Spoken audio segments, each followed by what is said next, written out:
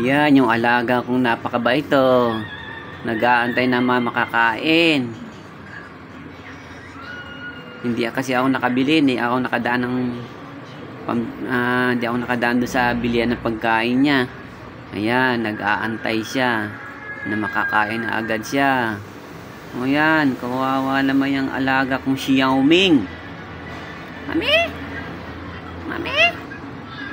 Mami? Mami? Mami? Yan.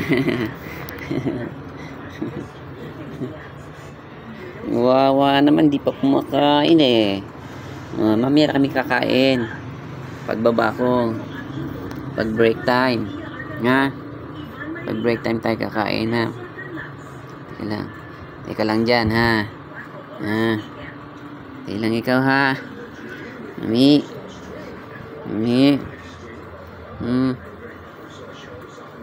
Alaga ko yan eh. Hindi yan mahihiga, hindi yan matutulog, hindi pa nakakain yan. Ganyan yan eh. Mamaya pa matutulog yan pag busog na.